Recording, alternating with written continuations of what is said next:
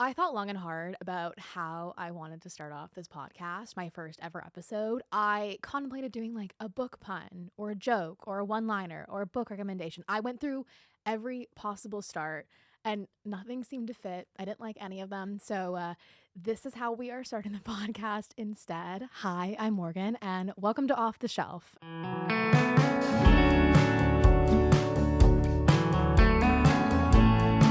This podcast is basically your backstage pass to the book world, as we will be covering any and everything related to books. Cover reveals, books that I'm reading, upcoming releases, books that I want to read, books that I didn't like, behind the scenes shots on book to screen adaptations, because last year I had the pleasure of visiting a couple sets. If it relates to books, we will probably be talking about it. Sometimes it's just going to be me sitting here on this couch talking to you guys. Sometimes I will have authors on, and sometimes I will have other bookworms on. So sit back, grab a tea, and let's get into things. While I had a hard time figuring out how I wanted to start the podcast, what wasn't hard was what I was going to talk about. So for today's episode, we're talking about all of the books that like made me a reader.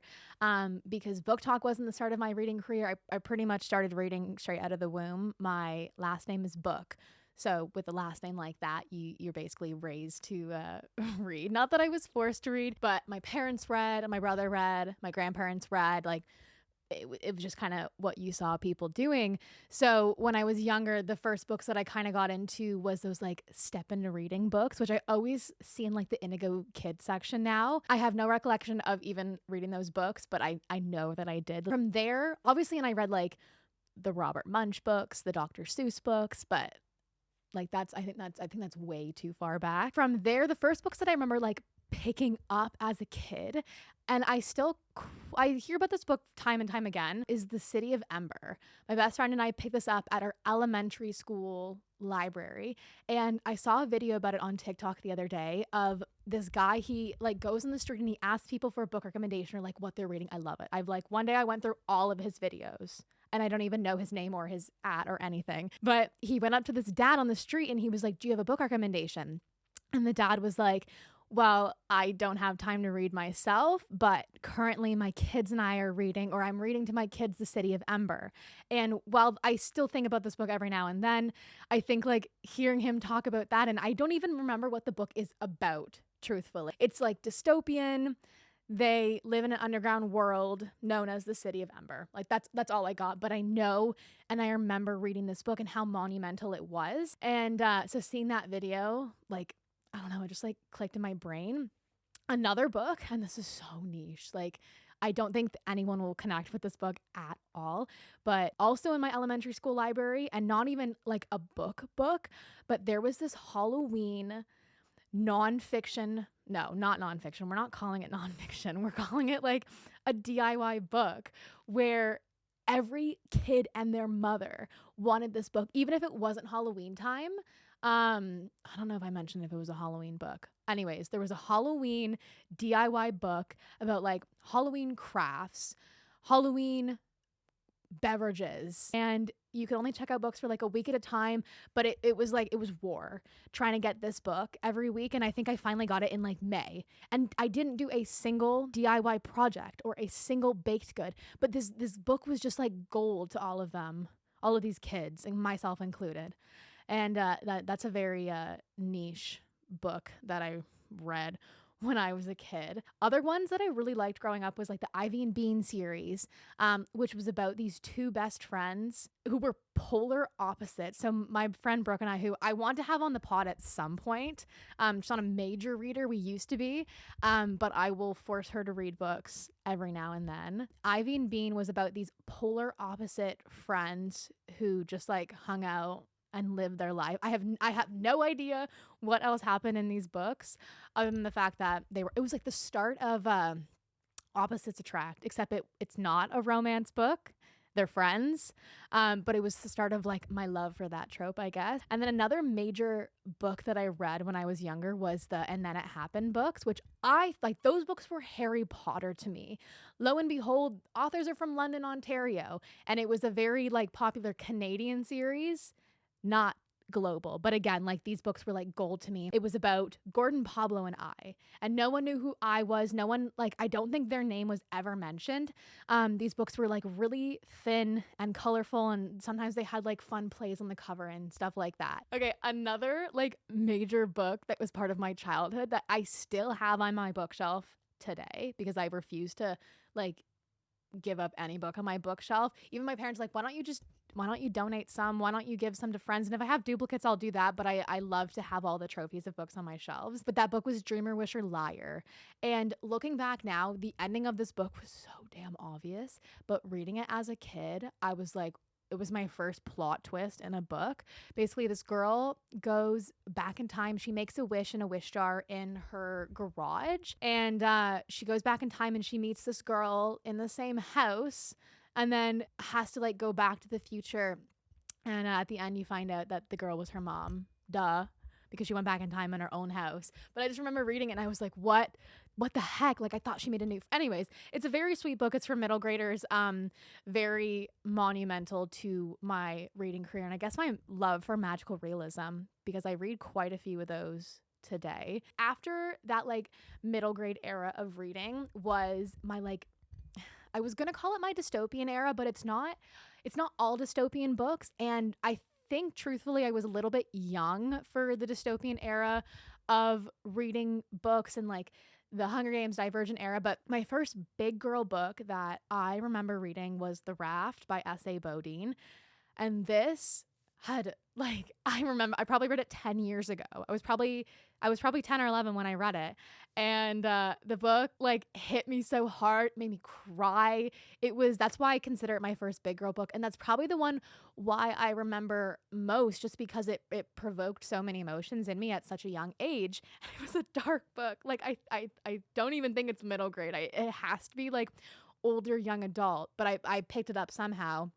And I still have it to this day, and I still recommend it to people. And I'm recommending it now, although I'm about to spoil the entire book. So if you do really want to read this book, don't listen to the next minute or ish. But basically, it's about this girl, and she needs to get home to her family. I don't remember a lot of it. She either missed her flight or it's delayed or something. She needs to get home. So her friend who works at the airline works for like a charter plane. So they don't take passengers. It's not a commercial plane. So it's the pilot. It's her friend Max as like co-pilot, co-passenger. I don't remember who this man is or why he was there, and her. And the plane ends up crashing midway through the flight. The pilot dies, and her and Max manage to get out somehow. It's fiction. I don't know how you would survive a plane crash, truthfully. Somehow they get out, and they're stranded on this raft in the middle of the ocean. So this was like the whole tagline for the book, and what made me pick it up originally was you're stranded on a raft with another person with a bag of Skittles surrounded by sharks. I was like, sign me up. I must have been like watching a lot of ocean plane crash. I don't know. I can't comment on my past reading taste in that genre.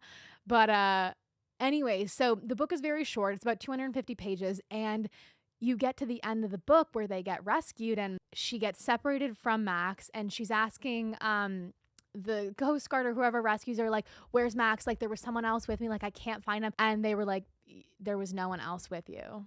It was just you on that raft. And again, man, I must have like really liked plot twists when I was younger, because that combined with Dreamer, Wisher, Liar, I was like, holy crap, like these are my books. These are my Roman Empire books now, since I still remember them 10 years later. So she imagined the whole thing. She imagined, not the whole thing, but she imagined having someone else on the raft with her, which I think was like just like so fascinating how your mind can make up something that isn't true. And just to kind of like keep you safe and keep you alive. I don't know how long she was stuck on that raft. It must have been not longer than a day if it was just Skittles. And I don't think anything happened with the sharks. So like the whole tagline of the book drew me in so much. We didn't mention it a lot during it, but that was quite good. So first big girl book that.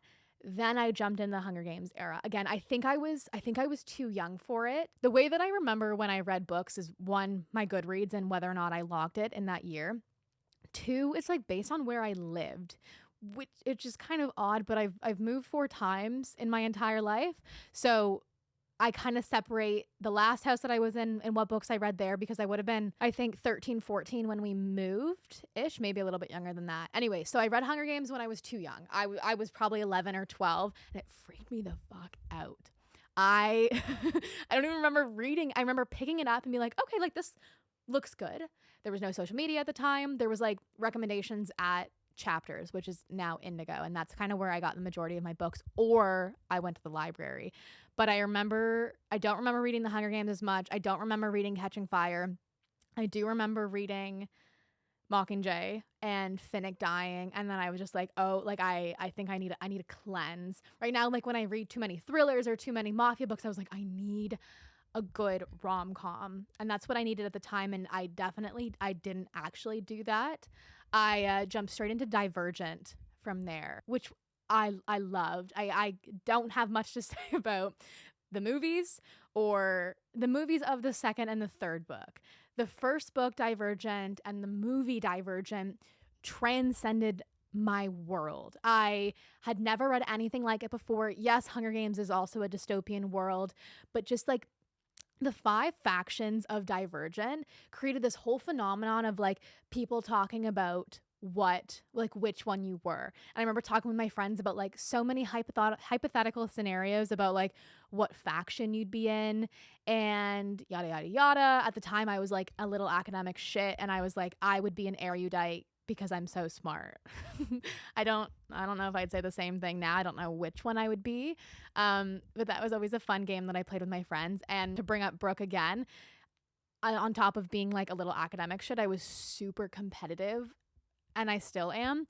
But I remember being like, okay, let's race to see who can read the Divergent books quicker. I don't know who won. It literally doesn't matter, but we both loved the books. The only thing I will say is the ending of Allegiant needs to be like banished from existence. This book is so old, so I don't think it's a big deal that I'm completely spoiling it. But book 1, great. Insurgent, I'm not really actually sure what happens in that book. And then you get to Allegiant. What the fuck was the ending? They didn't even put it in the movie. This is a rumor that I heard that I should have fact checked before I recorded this episode. Allegiant was supposed to be 2 movies, like how they did Mockingjay Part 1 and Part 2. So in Allegiant Part 1, I don't know how it ends, but in the book, spoiler, Tris dies, and 4, her boyfriend, gets with her best friend. I'm just going to let that sit with everybody for just a hot minute. What the heck? I thought the writing was so brilliant in book 1, only to get to book 3 and the main character to number 1 die. Don't like that. I hate when authors do this. I haven't read many books where the author kills off the main character, but that didn't do it for me. And then not only that, but her boyfriend gets with her best friend. And there was not like any tension or chemistry or anything between those 2 characters the entire book series, the entire movie series. So I don't know, rant over. But on top of things that I don't like authors doing, I almost think as much as I hate when they kill off the characters, what's worse is when they get rid of their powers, which I won't mention the books that have done that because some of them are quite new, but it pisses me off every time. Okay, we're moving on from that. I'm not...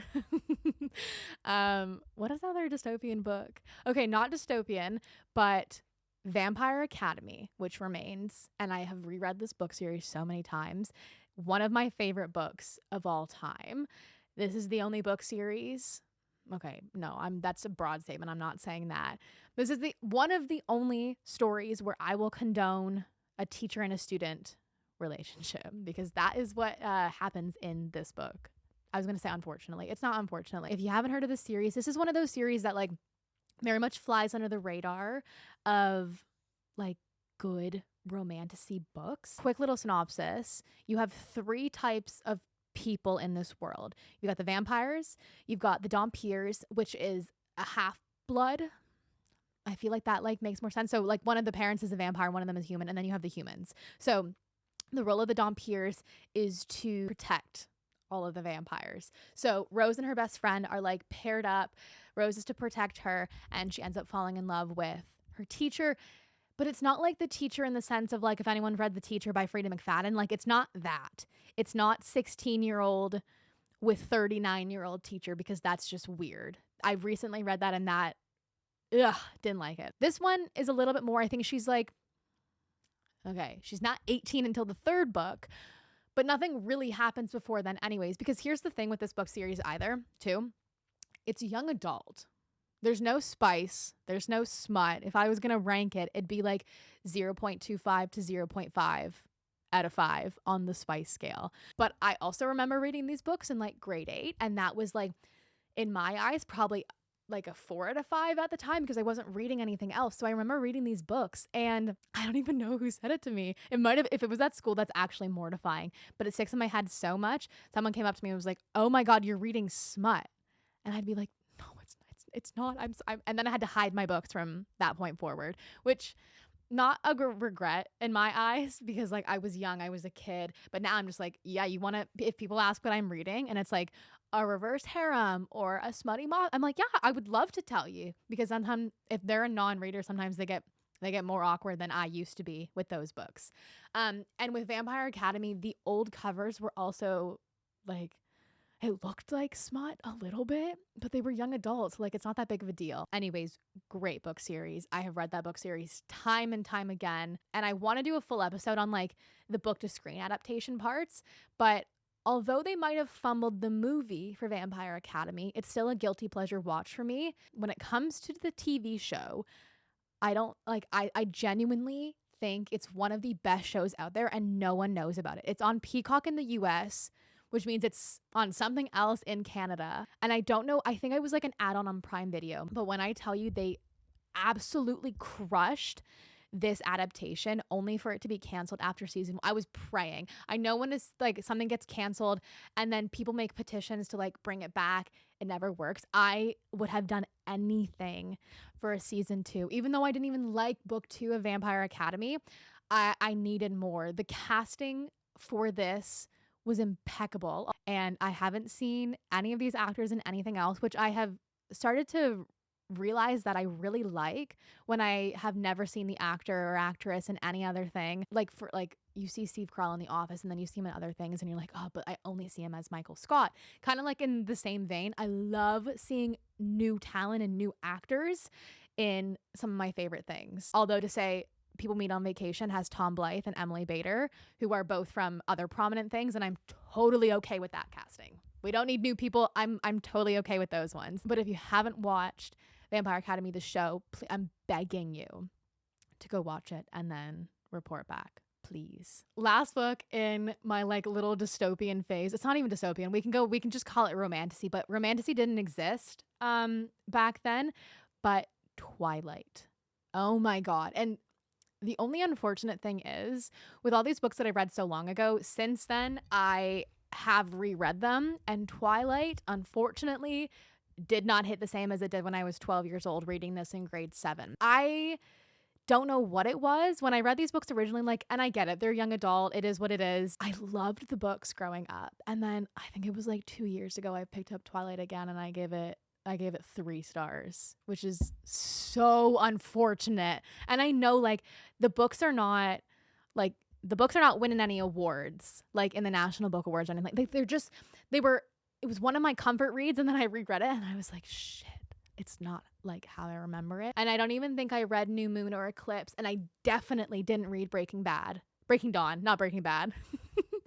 And I definitely didn't read that one because I hated the point of view change. I hated the wolf's point of view in that last book. Anyways, but nonetheless, that was a very monumental book for me growing up. And I think one of the key factors in my love for romantasy, because now that I'm really thinking about it, I didn't read much pure like contemporary romance growing up. I was a romantasy lover, except we didn't call it romantasy. Romantasy is like a term that was coined a few years ago or even last year. I don't know. I feel like I've only seen it recently, but yeah, YA romantasy growing up like was the foundation of my reading. This now brings us to the greatest 2 romantasy series of all time, which is A Court of Thorns and Roses and Throne of Glass, which this is totally going to sound like I am bragging for a second, which technically, okay, maybe I am. Reading Throne of Glass and reading ACOTAR before the rise of BookTok was the greatest decision I unknowingly made, because I feel like people are getting into these series now and there's so much hype around them and there's so many high expectations for these books and people go in thinking it's going to change the world. And granted, they did change mine. They changed my book world. But I feel like people going into them, like, you need to go in a little bit blind, because if you're going with this massive expectation, granted, the first books in both series are good, but you need to read the entire series to get this full impact. And I feel like people are going in and she's like, meh, especially with A Court of Thorns and Roses is good. When I read it, I liked it. I think I still gave it 5 stars, maybe 4.5. The second one is really where it's at, but we will get into that in a second. And I want to do a full episode on these books with some of my friends who have actually read the series. So we'll get to that later. So I read Throne of Glass in a matter of like a week and a half, and then had to wait a year for Tower of Dawn, the last book in this series, to be out. It was October 2022. Oh my God, no. It was October 2018. And I went to Indigo, picked up the book, and read half of it in a day, and then put it down for 7 years. Oh my God, wait, no. Yeah, 7 years. If that came out in 2018 and I read it then, I have not picked up that book since, because this series is so near and dear to my heart. I cannot imagine being done with it. I will read this whole series again and then read the last one rather than just read the last one. One, because like I also don't remember what happened. There's a lot of different characters, and even to the point where like I've seen trivia online and there's questions about Throne of Glass, and I'm like, I don't even know who that character is anymore. So I think rereading it is probably my best. I'm going to convince someone else to read it. Who was I? So I was talking to someone recently about trying to convince them to read it, and they're not a fantasy reader, but Throne of Glass is always like the book series that I choose for people to get into reading fantasy, because it's very simple world building. It gets a little bit more complex as the series goes on, as she like got older and started writing the books, because I'm pretty sure she wrote the first draft, not the published one, but the first draft of Throne of Glass when she was 16, which is wild. While I was reading Throne of Glass, my friend Maya was like, okay, if you like Throne of Glass, you have to read A Court of Thorns and Roses. And I said no, for a good year, because I refuse to read books in third person point of view. Still kind of do sometimes. It's not my first choice. It's not going to make me not read a book these days, but for a couple years when I was younger, I would flat out refuse to read any book that didn't contain the letter I.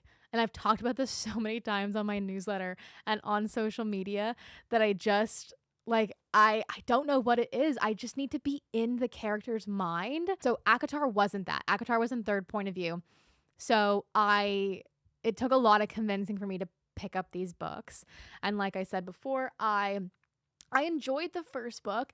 It wasn't until the second book where I was like, I'm never going to read a romantasy as good as this one ever again.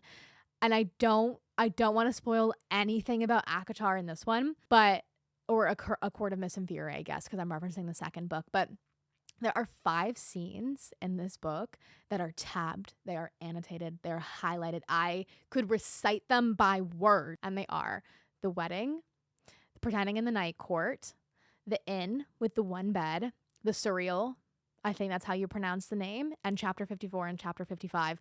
Those scenes, I think A Court of Miss Inferi is like the only book that I have reread more than twice. I think I've reread it 5 times at this point. Let me check my Goodreads, although I don't know if I log it every time, because I think people are going to think I'm psychotic. But I would say it's one of the most popular books in the entire world, and the one that I think most people gravitate to towards in the ACOTAR series. I think I read those in like 2016, 2017, and then this led into my 2017 reading era, where I read 163 books in 1 year. Haven't even come close to that number since then.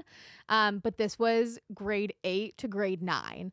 So I guess I really wasn't doing anything productive, and grade 8 and grade 9. I don't really know what I was doing. Moving on to this 2017 era of books of 163, there are a couple that stand out to me in that year that I'm scared to reread. Although I love them, I do want to go through all of my old 5-star reads and reread them and see if they're actually 5 stars. But I'm worried because, as I mentioned before, Twilight was 5 stars, and then I reread it, and now it's 3.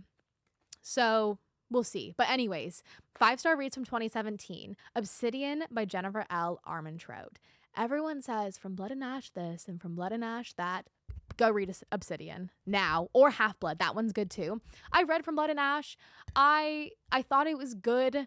I wish there was a little bit more. I don't know. I just didn't feel like the romance. I didn't feel the chemistry. And I know it's enemies to lovers or like bodyguard or I don't remember. And that tells you that I just didn't love the book. It wasn't for me, but everyone raves about it. And I'm like, I'm begging you to go read Obsidian. Don't look at the cover. Just go read it because it is about an alien and there is an alien on the cover, like a human alien, but it's still like doesn't look like a book you'd like want to show your grandmother you're reading, even though it's young adult. That's the thing, like with these old YA books, it just got interesting covers in my opinion.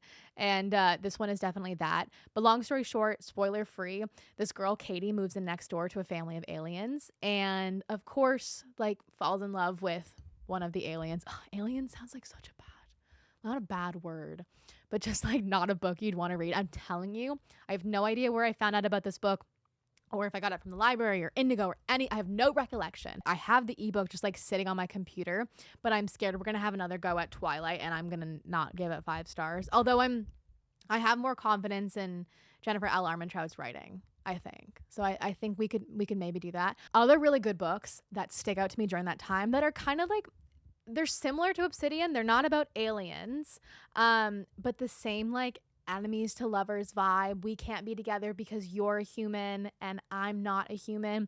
Is The Iron King by Julie Kagawa? I don't know. Iron King. You'll find it when you search it up. I have reread this one, and this one was just as good from when I read it. I haven't finished the series. It kind of goes on. I don't want to say it drags on, but it could have been in 1 or 2 books from what I remember. And Die For Me by Amy Plum is another really good one. He's not an alien or fae. He's just some sort of like immortal being, I think, and she's human, which is like always a fun YA read. I hate to say this next book, but it was monumental to my like reading journey, and that's After by Anna Todd. I'm not knocking the book, but if you haven't read the book or read it on Watpad, you've seen the movie. It's a very interesting, like good girl starts college and falls in love with the bad boy with a bunch of tattoos, and we go from there. But I remember picking this book up from my public library. I had not heard about it before. I didn't see it on Wattpad. I didn't even know it was a Harry Styles fan fiction. I was just like, let me venture into, it's not young adult, but so it must be adult romance or fiction or something. But I ventured into a different side of the library. I said, hey, I like this blue cover. And I read the back and obviously I was sold, but I remember reading this book and finishing it and being like, what the fuck? And I was definitely young. If this was 2017, I was 13, I think. I remember finishing this book and just being like, what did I just read? Because I was used to happy endings. I was not used to, how does it even end? Why am I blanking on this now? Oh, the bet, duh. He like had a bet to see if like he could sleep with her or like get with her or something like that. And I just remember being like so physically and mentally affected by this book when I read it. And then I went on to read the other books in the series and I became obsessed. And then I wanted to find like other books like that. So I picked up Paper Princess by Erin Watt. Loved it. Similar vibe minus the bet. But if you're looking for like a good girl, bad boy, it sounds so cringy saying it out loud.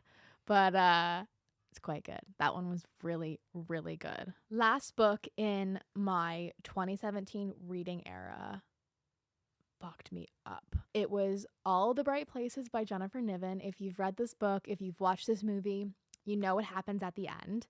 And I think reading this at 13 isn't a young age, but it was young enough where what happened at the end of the book wasn't really talked about that much.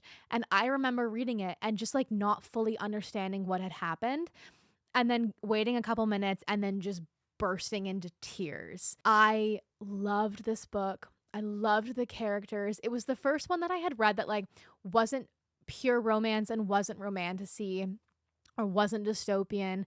And I just remember being so upset for days after finishing this book. And to this day, I don't read a lot of sad books. Haven't read A Song of Achilles. Haven't read They Both Die at the End. Haven't read A Thousand Boy Kisses. And I don't want to say it's because of All the Bright Places, but no book has ever made me cry that much. And that's like YA contemporary, little splash of romance. I just remember I remember like just like sobbing. And my mom's like, what's wrong? And I was like, I finished my book and blah, blah, blah, blah, this happened. I don't want to spoil it because the movie is still quite new. According to my Goodreads, that was one of the last books I read in 2017. And I might have taken a break from reading after that. And even like I looked at my Goodreads, so I read 163 in 2017, 2018 to 2019. I'm not really sure what I read in those, but like early BookTok days. So 2021, 2022, I was just like starting my own BookTok journey and starting to talk about books. And I was obviously very influenced by the books on the platform, with one of the main ones being The Cruel Prince, which I talked about earlier. Listen, I read this book. I hated it.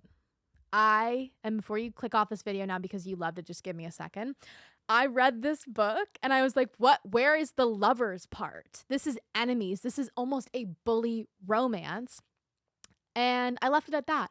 Made a couple videos about all the books that BookTok had lied to me. Named that one. Got torn to shreds in the comments, which is fine. Fair. I get it now. Because last year I reread it. 5 stars. So it had like opposite Twilight effect. I don't know how I gave this book like 2.5 stars, 3 stars in the beginning, and then bumped it up to 5, finished the series. I think I read all 3 books in 2 days.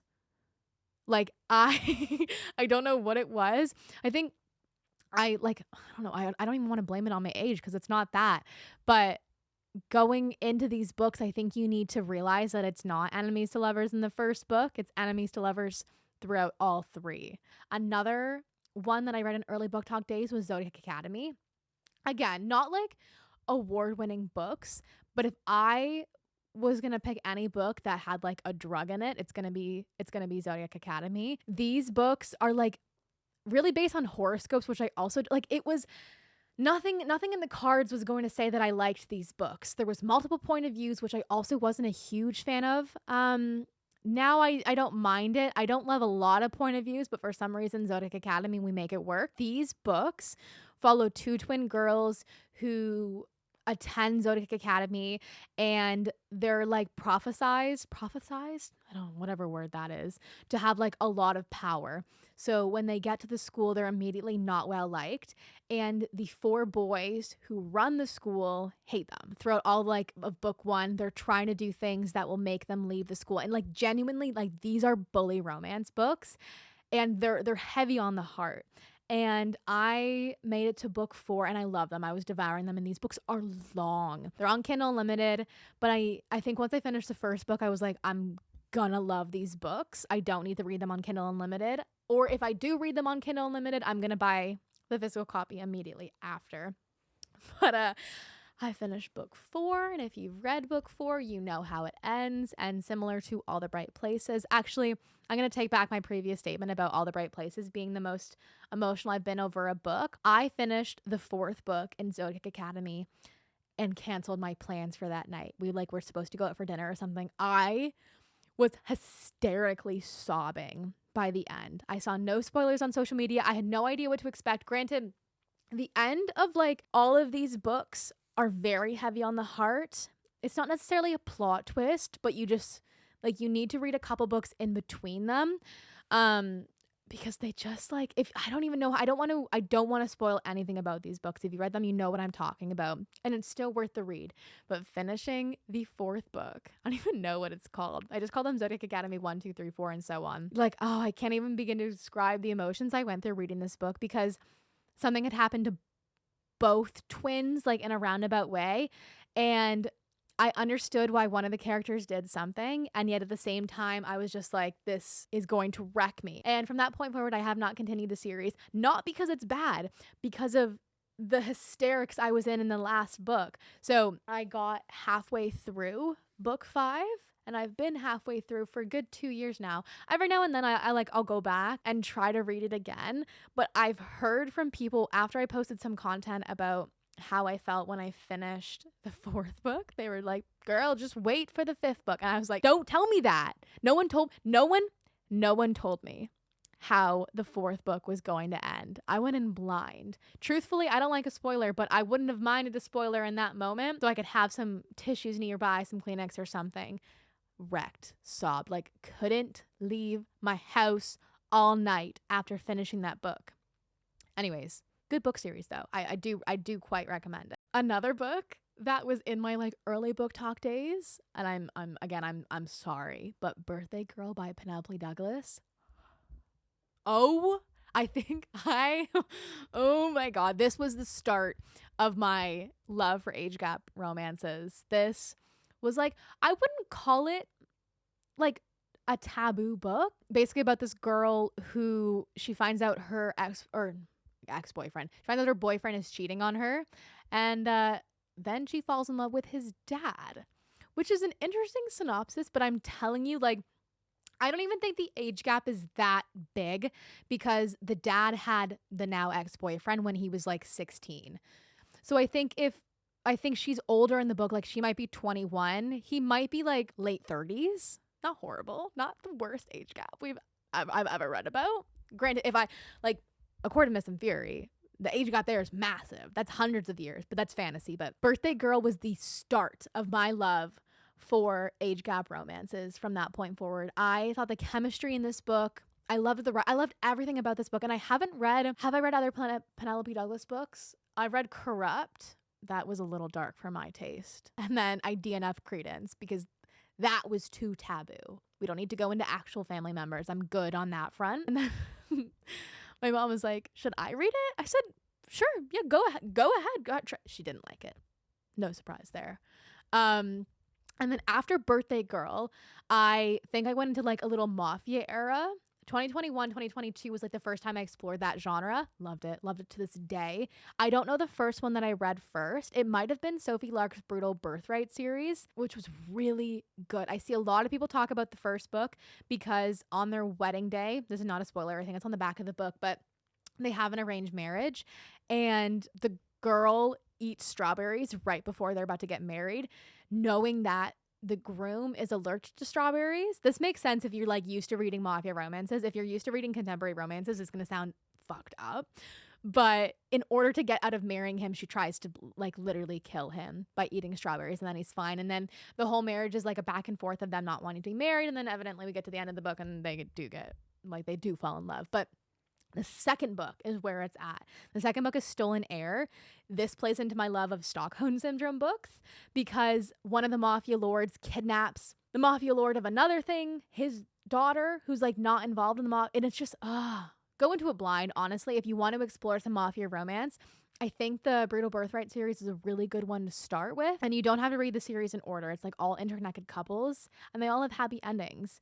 But I think from there, I read all of Daniel Laurie's books, which read those out of order. I like have a really weird habit of reading books out of order. Granted, I read the Brutal Birthright series in order. For Daniel Laurie's books, I read book 1, book 3, and then book 2 because book 2 just, I didn't think I was gonna like it, and I ended up loving it. It was my favorite one. I didn't care for the third one. The first one was like good, but I don't remember anything from it. The second one, I listened to it as an audiobook, which listening to a mafia book on an audiobook is a very interesting way to read one of those books because you would think that some of the things that they say sometimes would like come off as cringy.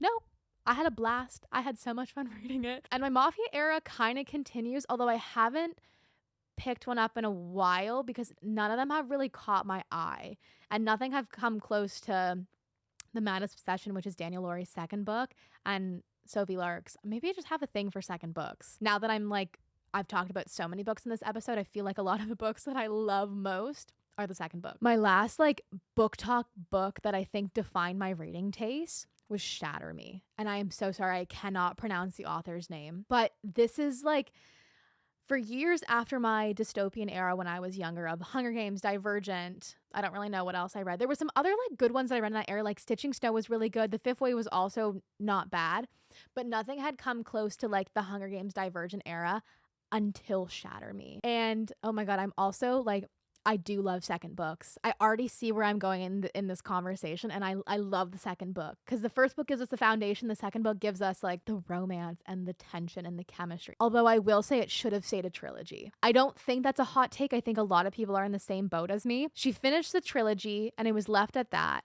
And then a couple years later, she added 3 more books, which are not bad. Like it's the same kind of writing style. It follows the same storyline, but where the storyline went was a little too dark for me and a little too dark for a YA series, in my opinion. Again, like I was older. Like I'm no longer a young adult. I am a full-fledged adult. But if I want to read a young adult series, I want to read a young adult series. And this just didn't feel like young adult. It felt really dark for me. Like there's a scene in the last book where someone is like held in captivity, and it just, I don't know. It just didn't rub me the right way. Like it wouldn't rub anyone the right way. But unfortunately, when I think of that series now, I tend to lower the rating overall because I think of those last 3 books, and I try not to do that. And when I recommend this series, I say, please just read the first 3 books. You can read the duologies, not the duologies, the novellas in between books 1 and 2 and 3 and 4. Those ones are fine. Those ones are from like other point of views of other characters. Don't read the last 3 books. They just have a bad taste in my mouth of of the book series in general. And it's such a good series. So please just do yourself a favor and read the first 3 books. That about covers all of the books that like I think made me a reader. Those are all the defining books in my life. I then put on my story to ask other people like what books defined them as reader, what was the first book they remember like reading as a teen. And this is what people said. Okay, the common ones, obviously the ones that I already talked about. Divergent, Hunger Games, Dork Diaries was another one I also didn't talk about because I don't remember reading anything about them, but I did read them. Twilight, another one. Looking for Alaska was another common answer. Couldn't get into this book. I don't know if it was John Green's writing or the storyline in general, but I just could never get into that book. A Good Girl's Guide to Murder. Love this book. Oh my God. Again, I didn't have much to say on this one either, just because I went in blind. I didn't know what to expect, and I read it all in one sitting, and I loved it. And that was kind of like my start of my love for YA thrillers and now adult thrillers, which I am slowly getting into in the last month. It Ends With Us. The amount of people who said this book like was actually kind of shocking. But what was more shocking was that people put like a sad face when they said it. They're like, I'm sorry, it ends with us. Here are my thoughts on this book, or my thoughts on like this topic overall. There should be no judgment for what people read. Read what you want. If it makes you happy, if you want to read just reverse harem books for your entire life, do it. I don't care. If you want to read hockey smut, if you just want to read like self-help books, it shouldn't affect other people what you are reading. And I hate that there's such a stigma around like It Ends With Us like being one of your favorite books or being the book that like got you into reading, because if it got you into reading, great. The reason why I don't recommend It Ends With Us to people who are just getting into reading is because Colleen Hoover's books are very different than other books. They're very simple, and yet they deal with very disturbing, dark topics. Like It Ends With Us is domestic abuse, domestic assault. It's also just like not a book I would recommend to someone who's never read a book before then to pick up a topic that's that dark. That's the only reason why I don't recommend that book. But if that got you into reading, great. I have no other comments on that at all. Okay, another one that a lot of people said that I kind of didn't forget to mention, but Harry Potter and the Percy Jackson series. Not obviously they're different series. I read these books when I was a kid. I don't really remember reading them. I think I was young. I think it was between like the first books that I read and then my dystopian era. I don't know. They're great books. I don't have anything to say about them. Oh, another one was Smile, the graphic novel. I also hate when people say that, oh, that doesn't count as reading. It does. There's text on it. Like there's photos, yes, but there's also text. Love those books. Smile, Sisters, and Drama. I think those are the only 3 comics I've ever read in my entire life, but I love them. And the last one that a lot of people said that surprised me was Pride and Prejudice. You're telling me, again, I'm literally passing no judgment. I do not care. I just like more want to sit down. Like, do you want to come on the pod? If Pride and Prejudice is the book that got you into reading, come and sit down with me and like, let's chat. Because how? I have tried to read so many classics over the years and I couldn't do it. These books are too old. Especially as someone who like often skims their reading. You can't skim a classic because it's just not like the English we use today. I have a hard time with them. Thank you so much to everyone who submitted responses. There were so many and they were so great. And I'm extremely happy that we all have the same reading taste that kind of built us into the readers we are today. And thank you for listening to Off the Shelf. This was episode 1. I thought I went pretty well, but I am scared that I'm going to look back in like 6 months and watch this episode and be like, oh my God, what was I doing? Because I was talking to my team before this and I was like, I'm used to shooting under 60 seconds. And now we're shooting for, I have no idea how long I've been talking, but like maybe around 45, close to 45. But I'm excited to be here and I'm excited to chat with other bookworms and authors and just like have a fun time. So thank you guys for being here and watching. I will see you next week. Episodes come out every Thursday. Bye, guys.